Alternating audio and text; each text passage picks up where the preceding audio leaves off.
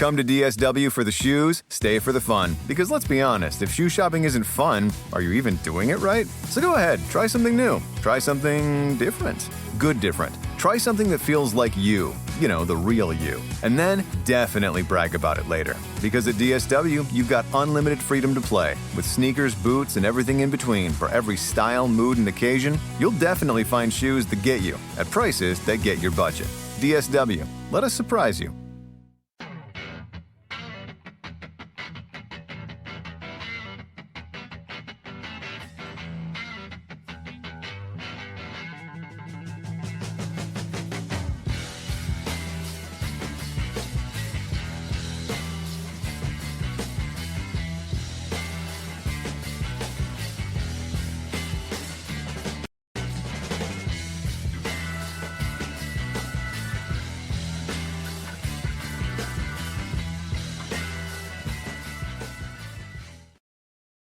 What's going on, everybody? Happy Monday, late September here, beginning of fall. Hope everybody's doing well here. I know Neil's having a good day. Incredible day in sports yesterday.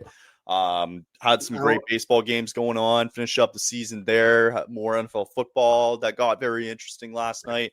I was all over the Ryder Cup for the last 3 days. I was Ryder Cup crazy the last 3 days. So, congrats to Europe. Bro, I got so much to say about the Ryder Cup. I totally had Europe, like right from the start. I knew Europe was winning this year. And I had several friends that were like, no, like it's not going to be. No, you don't. You have no idea, man. Like, so the way I saw it was going into it, like the Americans, like, yes, you're heavy up front. Like you needed to have your anchors with Scheffler and DeChambeau. But the problem is that the Europeans had so many veterans, like backlogged all the way down to like, I would argue like 10 or 11 of the guys that are on the European team, like are coming in so like aware of like the surrounding and they're more prepared for the situation. Right. So like they beat the brakes off them in the first 2 days. Right. And then, it got a little scary on Sunday. Cause like you're up 12-5, you need 2 points to win, to get the cup back. Yep. And like all of a sudden they just started chipping away and some of the bigger guys just weren't able to do it. And like, bro, for Shane Lowry to win that yesterday, oh my God, he woke up this morning and he's like, oh my God, I'm so hungover. It was crazy. So like, I hated though. And I kind of want your opinion on this. Cause like there's a lot, the big storyline of the weekend, and it kind of relates to all sports a little bit, was that the American fans were just ridiculous the entire time, man. Like it was bad to a point where like more security had to step up. There were more state troopers that had to come in, and you're talking 30 miles from, I believe they were from New York. So it was really Long Island. Got very vulgar and it got very personal and it got really bad. And so I wanted your opinion because Rory McIlroy brought it up last night, and he's like, man, like when we go back to Europe next, like in 2 years, when they go back for the next Ryder Cup, like you're going to get more Europeans supporting the European team. Whereas he found like during his match yesterday with Scotty, he's like, I got more hatred to myself than people were actually supporting Scotty. So it's like, they weren't even supporting their own team. They were more or less just going out there to attack. Yeah. And I think if I have this correct, I think this is like the first time, either the first time or the first time in a long time that the home team lost in the Ryder Cup. I don't know. So two things. So yes, it's been a couple of years since the last time, but also too, for the first time since 1979, a road team has never had that much of a lead going into the last day. And it was 11. They had an 11.5 point lead. Sorry, they had 11.5 points, which is the highest total and biggest gap in Ryder Cup history.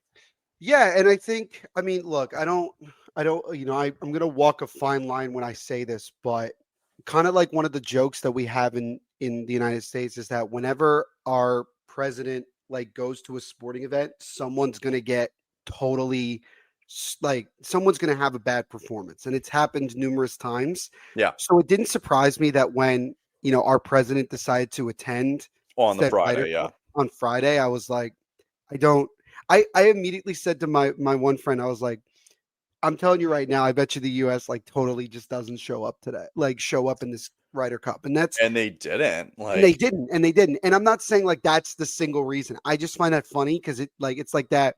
It's like the Drake curse that people know about. That like whenever Drake goes to, like reps like a certain team, they totally like blow it in whatever championship they're in, except the Raptors in like 2019. That was like the only exception to that. But yeah, here's kind of the thing I look at, right? I look at it like American sports fans are very much like a high school mentality. And what do I mean by that? This is what I mean. I mean it in the sense of like it's our team versus that team, and that team is considered to be like the evil and like all that stuff. And the second that it becomes less of an individual sport and you focus it more on like the United States of America versus X, Y, and Z, everybody, regardless of if you're a massive like Rory McIlroy fan or not, you don't want to see them win because you care more about your country and wanting your country to do well than the individual player. But that creates that whole like all of a sudden Rory McIlroy is a terrible person because he's from Europe or like he's a snob and like all of a sudden your perception of that person completely changes based solely on the fact that you are turning it into like a high school like thus and so versus thus and so. So if you look at it from like the Canadian perspective, if the top, two big high school rivalries, that's exactly how the United States looks at all of these things, right? So the second that, like, look at how the Four Nations went, right? The amount of people that all of a sudden went and said, oh, Canada's going to be the 52nd say or whatever, like it changed like that. And don't think for a second that when the Olympics come around in 2026, don't think for a second that won't happen again. It's going to happen again. Yeah. It will happen again. And like that is the shitty thing about it, is that what gets lost in all of this is just an incredible performance by the players on Europe. And again, you see guys like Rory McIlroy just dominate. And I love it because I'm a huge Rory McIlroy fan. I really love watching him play. When I was watching the Ryder Cup, quite frankly, I didn't really care who won it, like whether the U.S. did or they. I just wanted to see good golf. Fireworks. I just wanted to see guys play well. Yeah. Like if I was cheering for anybody, honestly, like if I was thinking of like one player, it was Rory McIlroy. That was about it. I didn't it didn't bug me that much. It didn't bug me at all, quite frankly, that they won. I just give a lot of credit that like you said, that big of a lead going into the last day, it was already over. It was already like done and dusted. They made it. Americans made it very interesting though. And like, you're right. Like it was such a, like the Europeans, like there was so much blame on Keegan Bradley. And I'm like, bro, like he can't go out there and play. Players have to actually play to win the cup. Right. Sure. So yeah, like I thought like, they were saying it yesterday and this morning. I was just listening to like the Barstool stuff and the guys, like I wanted their reaction from this because they were all American fan base, right? And I love when Barstool talks about golf. I find it hilarious when they talk about golf. So they mentioned like, oh, like we dominated the singles yesterday. Like, our one-on-one, like we're the best, right? And I'm like, okay, fair, but you understand you have to play all 3 days. The Europeans beat the brakes off you day 1 and day 2, right? I don't like, when Bryson and Scotty were teamed up on Friday, this was the beautiful thing, right? Everybody's thinking they're going to dominate this match, right? The problem is, or I think it was in the Friday morning, actually, they were together, or maybe in the afternoon, whatever. But the Friday morning and the Saturday morning sessions, what screws with the guys that are single-minded players is that you're not taking in consideration that it's an alternate shot. Right. So like Bryson goes, well then Ben Griffin goes, right? And it's like it kind of messes with them a little bit. For the Europeans, they didn't care. They putted unbelievable. And it was the whole thing where it's like drive for show, putt for dough. And they were amazing on the green. They were like plus 8 or 9 strokes gained on the green. It was an incredible showing for the first 2 days. And like, so I didn't like the notion that like, oh, the Americans one-on-one, like we're just better. And I'm like, well, no, not really. Like you have to play all 3 days. And that's why you play the Ryder Cup, the format the way it is. And then people bitched about last thing, and then we'll move on to the Flames. Like the last thing I want to say though is like people were bitching about the envelope rule because Victor Hovland wasn't able to play yesterday due to a neck injury, right? And that like gave them a half point. Listen, Sure. I think it's a stupid rule too. I think that needs to be looked at. I don't entirely agree. Like, but then again, shit happens, right? It's like I could tear my ACL walking off the bus for God's sakes. And like what, all of a sudden, like I just have to concede my point. Like, I don't necessarily like that. So Right. I think I think personally what should have happened is no points should have been gained by either team. You just bring the point total, like you keep it the same because you can still get to that. You can still get it to that total points, right? 100%. But what I didn't like is like the Americans thinking like that half point changed everything. And I'm like, no, not really. You guys really. here's an idea. You didn't want to make that a big of a deal. Like go into the final day not being down 11.5 to 4.5. Right. You put yourself in that hole. So I don't really have a lot of sympathy for you there. But the better team, like as long as it took on Sunday, because the Americans give them credit, they really crawled back. The better team won this weekend. Right. And it was all like I think it just got lost in all of it too. And like it did get lost because of that one little thing. Yeah, that's the problem. There was so much just bickering, and like Bryson was being such a baby by the end of it because he wouldn't he lost American mentality, people. Bro, he lost the Saturday afternoon session with Scotty, and they wouldn't interview afterwards, right? And like meanwhile, you go into yesterday, he comes back from being down 5 down to Fitzpatrick. Of course he wants to talk to the media now because it was such an emotional comeback. Like Bryson, you got to take the wins, you got to take the losses, man. Yeah. Like grow up. I thought he was being such a baby yesterday. It was and honestly for the whole time he was being such a baby. It's such a classic like American kind of thing. It's like, well, when things don't go right, there's always got to be something that like to blame, and they were blaming it on and, like, shit, man. That was the stupid thing. Even like during like the Four Nations, when I saw so many American fans complaining about like how they felt the referee calling in the final game was biased, and I'm like, dude. If we had won the game, if we had won in overtime, nobody's talking about that. Exactly. But it like, let's just accept that they beat us and that's it. And guess what? Now you can use what happened in the Four Nations face-off and turn it to a positive and say, let's use this as motivation. So when we go to the Olympics, we don't let that happen again. Well, exactly. That's what it should be. It should be motivation. Yeah. And at the end of the day, you live by the ref, you die by the ref. You live by the rules, you die by the rules. That's just what that is the thing about it, right? So, like you said, and and again, we're freaking almost 15 minutes into this episode. We haven't talked about anything else. But at the end of the day, it was like it was another great event. It was just overshadowed by a lot of BS from American fans. And I'm speaking as an American. People forget that like I'm the American on it this. It was a lot. It was a lot. And it was just like But just like what made me happy was just, that's the thing. I can't sit here and say like, oh, things are gonna get better. No, it's gonna stay the same. Yeah, and watching Lowry and McIlroy just like making big putts and then just pointing the crowd going, F you and F you and F dude, it was all, like it was awesome. Dude, it was great. So shout out to them. So that was good. Good weekend overall. But yeah, okay, let's dive into it. So about halfway through the preseason already. It's such a shortened preseason that now we're getting to wait till next year. I know, right? We got one full week left here. The Flames will have 3 more preseason games, more cuts coming up this week. And then next week, it all begins on the road in Edmonton Wednesday night when the Flames open up their season on the road against the Oilers. So they did have one game, though. I believe it was on Saturday night when they were in Winnipeg to take on the Jets. The Jets they had a more experienced lineup out there. So it was the presumption that they were going to win the game, so it didn't really surprise me. I think there was still a lot of positives to take away. We'll get to the negatives though in a minute, but Parekh, like you're gonna see him thumbnailed on this episode. He needs to be on the top power play unit.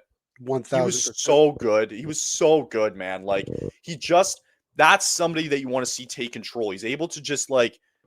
He took control of the entire power play. It's like he was quarterbacking it, and that's exactly what we need. There's not anybody necessarily on defense. I can't really look at going into the season here with Anderson or Weegar, who, Weegar I'd be fine with if he was top power play, and I'd be okay with that. But I think I think you need to give Parekh a shot here because I think he just has that kind of uniqueness to him. And even though he wasn't credited with the goal here, Matt Gradin showed out again on Saturday night, and he's just earning more brownie points. But even though I think it was the second goal that went in for the Flames, Yep. he was credited with the assist, but frankly, it was his goal because I think they gave it to Kuznetsov, who got a stick on it. But yeah, I mean, Gradin showed up. I thought Parekh was really, really good. They did change it, by the way. They changed it back. They gave it to Gradin. Oh, they did change it back. Yeah, Okay, I read that they gave it to Kuznetsov. Kuznetsov didn't even get a point on that goal. They actually they gave it to Gradin, and I think was it Curran? Was it Curran's that got an assist? I think he did get an assist. Yeah, he got an assist. That's what they're crediting on this. So okay, I read beforehand before reading this. I actually read that Gradin did not have the goal there. I think they changed it at the end of the game. I think they went back and looked, and I'm like, I just find it funny because it's like it's preseason, so it's like it's not gonna count. But I guess like it's still like is a good. So, but also too, look at that flex. Oh my God! For those of you who can't see, Parekh, who had the goal there in the I believe it was in the second period, on the power play too from the point, and Beautiful. the flex on his stick is unbelievable. So former Flame Walker Duehr opened up the scoring. They kind of took control of the game from there. Eric Comrie was pretty good on Saturday night. Devin Cooley did not have the best of nights. Honestly, like it didn't really look that great. He did make 10 saves though in the second. He did actually stop a breakaway, I think, on Jonathan Toews as well too. But overall, Devin Cooley did not have that great of a night. I'm still not used to seeing Jonathan Toews in anything but a Blackhawks jersey. It's weird. It's weird, isn't it? I'm gonna get used to it at some point, but like even like the picture that they use on here, like right, like, that just doesn't look right. That looks weird. It's strange, but it's cool.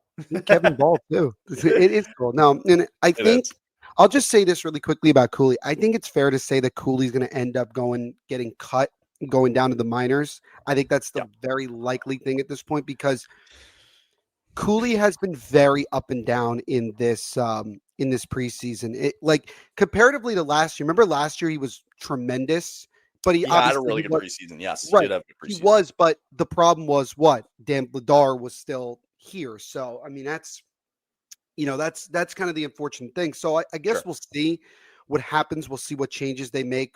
First round of cuts. I don't know. Probably after. I would imagine tomorrow, maybe after tonight. It's funny you mentioned that actually because I actually have it up here because they did actually make 13 cuts yesterday. I think they did. Okay. Yeah, they made some important cuts. I believe yesterday. So they've trimmed down the roster here. So this was actually 3 days ago. So this is just before the game on Saturday. First name upsets me. Yeah. So they announced the following players. Week. I think he's going to make the team. I'm a liar. Yeah, you did. That's right. Damn it. So the name that Neil's referring to here is Andrew Basha. I think it's a good thing though. He's going to the Wranglers. He's not going back to the CHL. He's it's a good thing. He's going to get some quality time with the Wranglers, and I think that's important. So just to name off some of the few here. So the Flames cut 13 players from the roster to bring down to the Wranglers. So those include Andrew Basha, Parker Bell, Lucas Siona, Martin Frick, Alex Gallant, Carter King, another notable is one too, who didn't really hear from him much so far in this preseason. So he was pretty quiet, but he's going to get some valuable time there in the preseason. Simon Mack, Etienne Morin, Connor Murphy, Jeremy Poirier, who had to clear waivers, which he did. Sergeyev, who's going to get some time finally in the AHL as well. I believe Cooley is still going to be the starting job though for the rest of the season. David Seal and Carter Wilkie. So the Flames now, as of today, they have 4 goaltenders, 13 defensemen, and 21 forwards, for a total of 38 players at camp. Wranglers camp begins today. So they have to cut, they have to get down to 23, correct? Yeah, they have to get to 23 unless they want to do so. I don't know. I think 23 is the number, if I remember correctly. So they still have another 15 cuts to make. I'm really curious about the goaltending because obviously the only one that, and again, not really that much of a surprise, but Sergeyev going down, which I think is good because I think he definitely, needs that time to play. He'll get some starts this year. He'll get some starts. Sure. Yeah. I think it's just going to be interesting to see because I don't know if maybe the Flames feel fully confident in their backup goaltending just yet. I think that they're probably going to use at least tonight, maybe the next game after that, before they kind of make it more obvious Sure. or make it more clear. But I was the thing about it with Basha is that, like, I agree with you wholeheartedly about, like, he's going to get time to play down in with the Wranglers, but it just, I don't know. I felt like that he had a solid camp, like, overall, but I guess maybe they just want him to get more seasoning down in the HL, which is fine, right? It's totally fine. And you think about last year with Hanzik, right? He had a really strong camp, made the team out of camp, but then immediately just was struggling to find his footing right away when the season actually got underway. And then he eventually got, he eventually, got moved. But, like, I don't know. I just think that I would have liked to see him play a little bit more in training camp, but he'll get started right away at Wrangler camp, which I wonder if they obviously they play in the same ice, but I wonder if they practice in the same area as I would assume they have the they probably, they would probably share because nobody else is really using it Right. outside the Flames, right? The Wranglers will probably get some time using it. Right. So there is a game tonight. Dustin Wolf is going to get another start here for preseason action tonight as the Flames are in Seattle to take on the Kraken. Philip Grubauer will also be making a start for the Kraken there. Couple of names to note here. Matt Gradin is going to be out there again. Rory Kieran's out there again. Kirkland's going to be out there now for the Flames, which is big. Adar Suniev still with the Flames here too. Sam Morton still cracking around as well.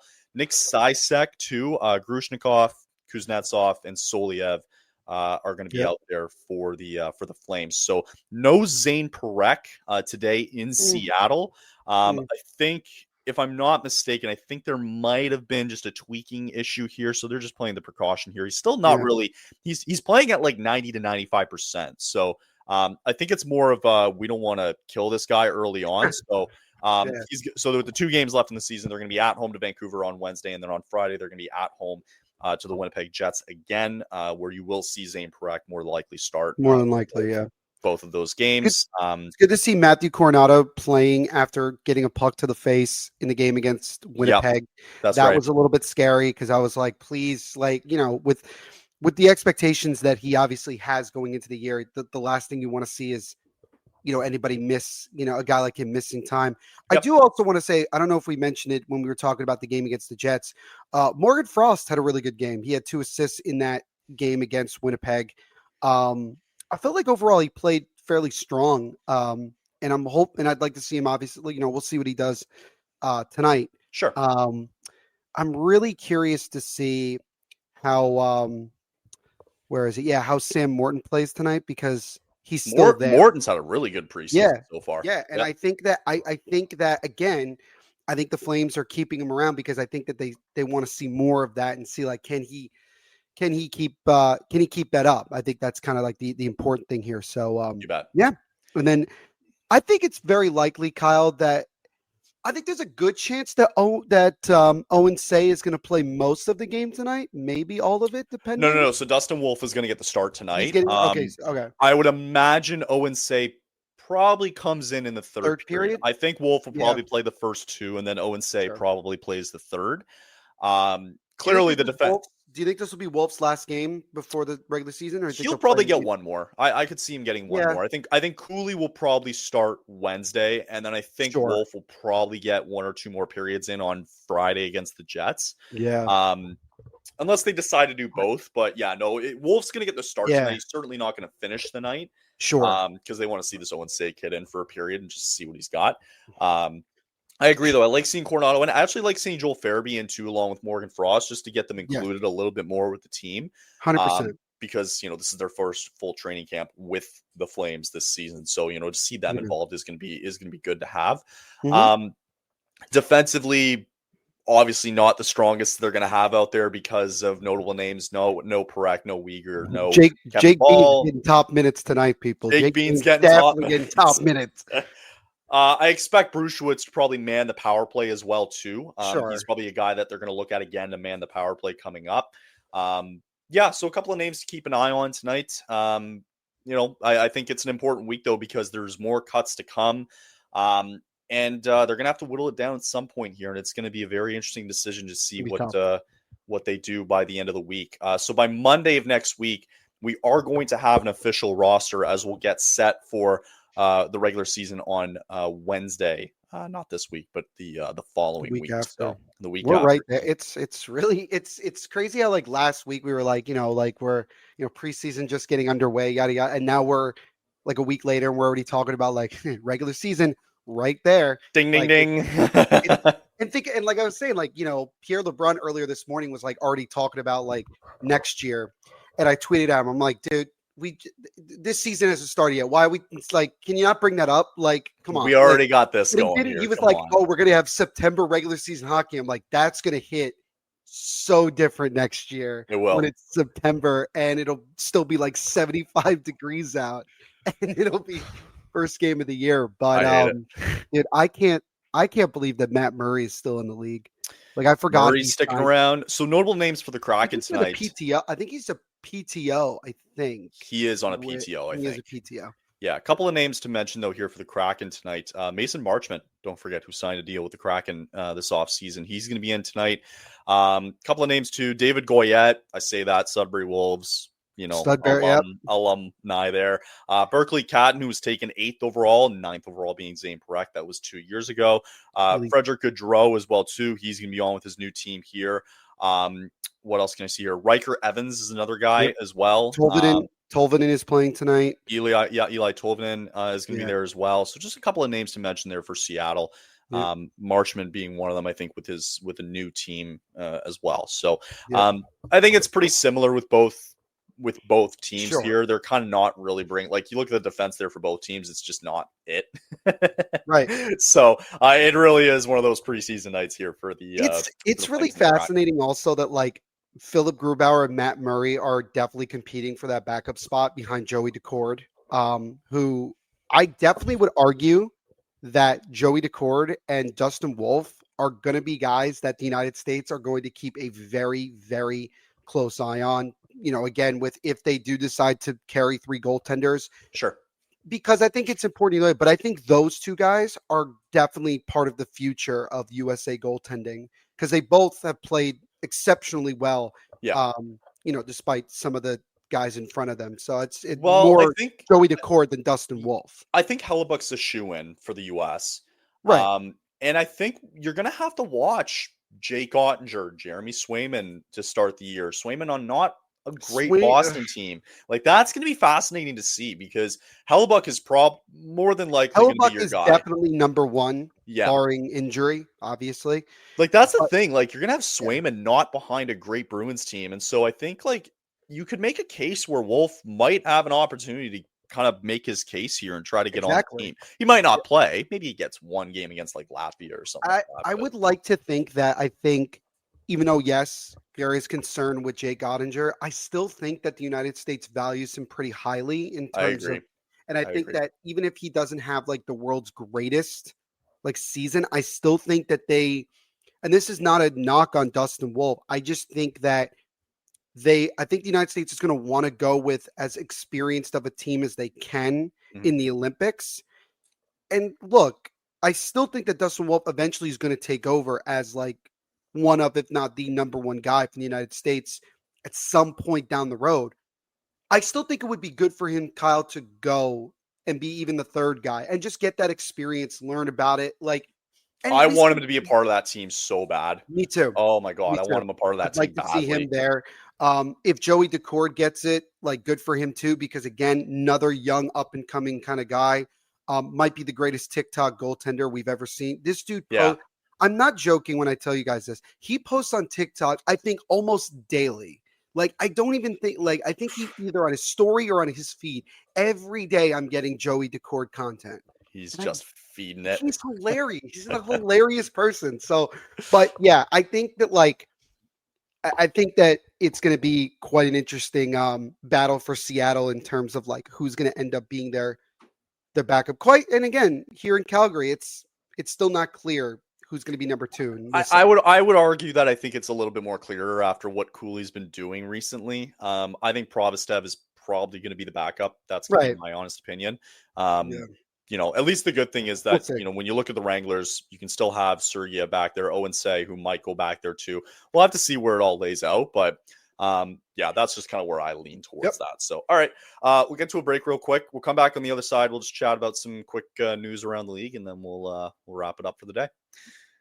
Football is back, and so is your shot at big wins with the DraftKings Pick 6, the official daily fantasy partner of the NFL. Your game day instincts can score you real money fast. Here's the play. Just pick more or less on 2 or more player stats, from breakout rookies to elite quarterbacks, and unlock the upside every snap brings. The better your calls, the bigger your payouts. People lost a lot of money on that Cowboys-Packers game last night for it being a tie. And here's the kickoff bonus. New DraftKings customers get $50 in bonus picks. Just $5 entry on your first pick set. This season, your player instincts. Download the DraftKings Pick 6 app now and use code THPN. That's code THPN, and you play just $5 to get $50 in Pick 6 bonus picks. You make the call, ride the upside. It's in partnership with DraftKings Pick 6. The crown is yours. If you have a gambling problem, call 1-800-GAMBLER. Help is available for problem gambling. Call 888-789-7777 or visit ccpg.org in Connecticut. Must be 18 plus. Age and eligibility restrictions vary by jurisdiction. Pick 6 is not available everywhere, including New York and Ontario. Voided where prohibited. Once per new customer. Bonus awarded as non-withdrawable Pick 6 bonus picks that expire in 14 days. Limited time offer. See terms at pick6.draftkings.com/. DSW, birthplace of the humble brag. Here, the shoes are so good, no one would ever know how little you paid. If you didn't go telling everyone, that is. And with never-ending options for every style, mood, and occasion, all at really great prices, we'll definitely give you something to brag about. So go ahead, stock up on fresh sneakers from your favorite brands. Or try those boots you always secretly knew you could pull off. Find the shoes that get you at prices that get your budget at DSW stores or DSW.com. If you owe $10,000 or more in credit card debt, medical bills, or personal loans, help is here. More and more Americans turn to credit cards to get by. National Debt Relief is helping qualified clients reduce what they owe. For many, continuing to struggle making minimum monthly payments could take years to pay off. National Debt Relief has already helped over 550,000 Americans reduce their debt by negotiating directly with their creditors. When you call, you'll be amazed at how much you can save and how quickly you can become debt-free. If you want off the debt treadmill, visit nationaldebtrelief.com today. You don't need to declare bankruptcy, and you may qualify for significant debt relief. To find out what savings you may qualify for, simply visit nationaldebtrelief.com. That's nationaldebtrelief.com. Okay. So big news hit late last week with, I think what is going to be a seismic shift here, specifically in the Eastern Conference. And that was the fact that Alexander Barkov is going to be out for 7 to 9 months. And what very well could be the entire year. I thought that was the biggest news that came out of last week. Because now it, with him being out and, with Matthew Tkachuk, I think he's out till Christmas. He's out till at least Christmas. Right. So notice that they said at least until Christmas. So yeah, so it's part of now you're just getting the Stanley Cup tax here, and unfortunately, it's a pretty big one. But they got it after winning 2 cups, so it's kind of okay. Sure, but also this just confirms to me that Evgeny Malkin at some point is going to be on the Florida Panthers. That's crazy. That's right. Oh, dude, I could see that too. That's the weird thing. I'm fully waiting for it at this point. Trade deadline's going to come around. We're going to hear that Barkov is on the verge of return. I'm telling you right now, this is how it's going to happen. And then they're going to find a way to get Malkin for nothing. That's all hinging on the fact that the Panthers are even in the playoff conversation. I think that needs to be brought up. You don't have Barkov, nope, and you don't have Tkachuk for at least half of the season. Those 2 guys, with the Tkachuk coming back into Christmas. Now, I think what needs to be taken into consideration here is if that's what's happened to those 2 guys, I'm not doubting the rest of the roster here. That's not my point. My point is that how banged up is everybody else feeling going into the season? Yeah. And we say that every year with every Stanley Cup winner, but I think I don't know, is Marchand gonna carry this team? Is Reinhart gonna be a big contributor now? Is Sam Bennett gonna be? Sam Bennett just got a big time contract. Right. Let's see. And you make a good point. I think The- also like you have to keep an eye Yeah. on Edmonton as well, Kyle. Honest to God, because I know they didn't win the cup, but like how banged up are they going into this? And we haven't heard a whole lot, but still, I like to believe Edmonton's still going to finish top 2 in the Pacific, but that's just me. probably. But I think like it makes the East very, very. It makes it very interesting because Mhm. you got teams like Toronto and Carolina who probably see this and go, "All right, like we have a huge opportunity to do something here." And so 7 to 9 months here. So correct me if I'm wrong, but Barkov could technically still. I mean, it might be later in the playoffs he would come back. I don't know. I don't know what the ruling is. It's not like baseball where like you have to play a certain amount of games in order to be eligible to be on the playoff roster. I don't know. I don't know off the top of my head what it is in the NHL. So earliest he could come back 7 months is April. April. Right. So But again, if we're going Man. 7 months off of the time that the injury was announced, that's late April. correct. We're already into the first round, nearing the second round of the playoffs, even by that point. Right. It's going I to don't be think he's coming fascinating back to this year. watch. I would find it very difficult to believe that he comes back this year. I don't know. Yeah. I think if they're in a position where they go on another run and they win a first round series for some reason, then I Yeah. think he comes back no problem. Yeah. But I don't know, man. Like it's going to Mhm. be interesting to see because the problem that, and also too, like Matthew Tkachuk comes back at Christmas, all of a sudden he has to turn around and play the Olympics. And you know he's going to go hard for that. And Finland won't have Barkov. Finland's not going to have Barkov. big That blow. is a big blow for Finland Big going into the Olympics. So Patrick Laine is going to have to step up big time in the Olympics if they You want bet. to keep that going. So I think and I agree, I think what's going to end up happening is I think that Florida still has the pieces to get in a playoff position. Sure. I think they'll still be there, right? I think they're still top 3. I think they could still finish top 3 in the Atlantic. Maybe not win Yeah. the division, but I still think they're top 3. Yeah, I think that I think it's the Atlantic's going to be fascinating because I don't think what people understand is that Toronto losing Marner, like, okay, they might not think it's a huge deal. You're losing 115 points or whatever it was that he had last True. year. You're losing all those points. You're losing all those points that you had from Yeah. Barkov last year. Same thing from Tkachuk, even though he was out again for a period of time. So whether or not you want to play that as a big factor, I don't know, right? And keep in mind also for Toronto, by the way, they just re-signed Stollers as they see in the top left corner. Correct. Remember, Joseph Wall just got put on allowed Personal- to leave for like personal. and they said indefinitely. They didn't even say Something happened in his something, and personal circle. I can definitely assume what it is, but I don't want to. Yeah. So I don't really know. I don't know who their backup is if it's not Joseph Wall. It would be Hildeby.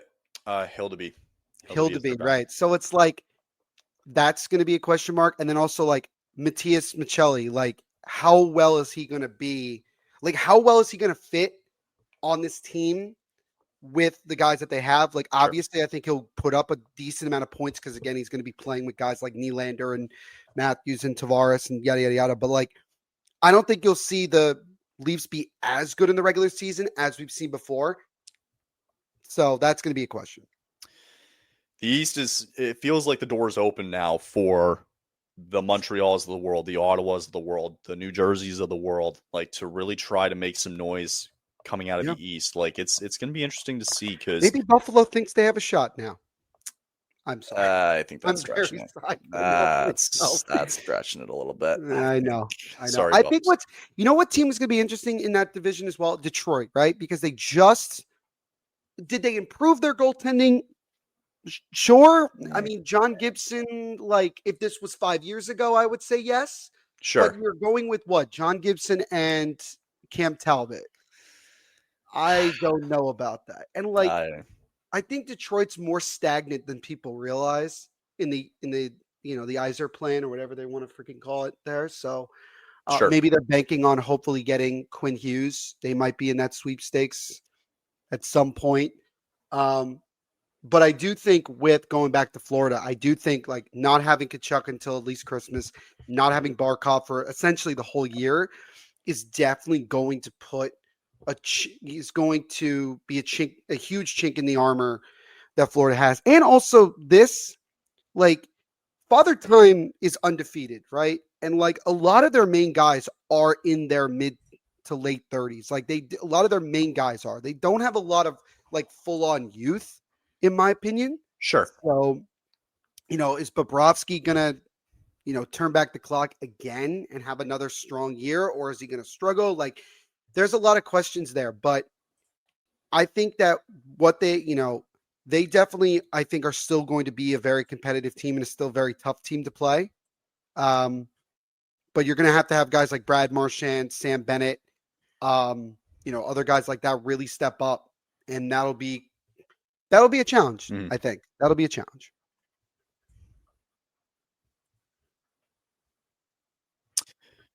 And even just looking at their cap friendly here too, like they're not even at the cap floor before the season even begins. They have minus 4.5 million in current cap space. So time's running out here, boys. I think you got to get to the projected cap space coming up here. They could just simply put Barkov on LTIR, and that would that not just fix the problem? It'll fix the problem. Yeah, I'm just when we thought, I really thought that Evan Rodriguez was other guys though. No, I mean, hey, why would he leave? Right? Why would he leave? Yep. So you have Nosek, Kachuk, and Barkov. It all says month to month, so take that as it is for maybe Nosek, but Kachuk's on LTIR, and they'll eventually put Barkov on LTIR as well too. Yeah, so and you'll see that here like immediately with the roster. So you take out Barkov, you take out Kachuk, and you're right, like you're left with Reinhart, Bennett, Verhaeghe, Marchand, right? Lundell. Yeah. Like it's still a pretty good team. All in all, defensively too, like you're still going to have guys like the Ekblads of the world and Seth Jones we're forgetting about too. So I still think like they're going to be fine in my eyes. I think they're going to be fine, but you're right. Don't be surprised if they do something stupid at the deadline, like getting an Evgeny Malkin or something like that. No, they get Quinn Hughes. They're gonna find some stupid way. I would stop. I would just give up. I would be like, you know what? Carolina's not winning it again. They're gonna get destroyed by X, Y, and Z. Toronto's going to be lucky to get out of the first round again because they'll probably play Florida or something and that's just the beauty of like having a really good GM like Bill Zito. Like he'll find a way. Of course. Like he'll figure it out. Or like AJ Greer is going to have an unbelievable season playing on the. Bill Zito's just licking his chops, waiting for the trade deadline to come up. It's so I know he's definitely like not thrilled about like not having Barkov for the year, but he's also definitely thinking like, okay, what am I going to be able to like do later in the year? Because if you put like Barkov's making a decent amount of money, sure, and you can again put you already did with Kachuk, you're gonna have a decent amount of cap space at the deadline to like do something. And I mean, I'm just saying, Kyle, Malkin's not making that much. I know. Only time will tell. Or Crosby. Right? No, we're not doing that. We are not doing that today. We are not doing that today. No, I refuse to think that. Let's start the rumor mill of Crosby for the Panthers. Come on. Not doing that. Absolutely not. Okay, cool. So then, that'll kind of wrap it up mainly for today. Next Monday, I think it's appropriate to do some season predictions on our end. And I think that's something we got to keep track of as well. Season predictions will come out next Monday. We're going to have our final roster for the Flames as well, too, next Monday. And then the party begins on Wednesday next week. So preseason games will continue this week. We'll see more news come out and more cuts coming out.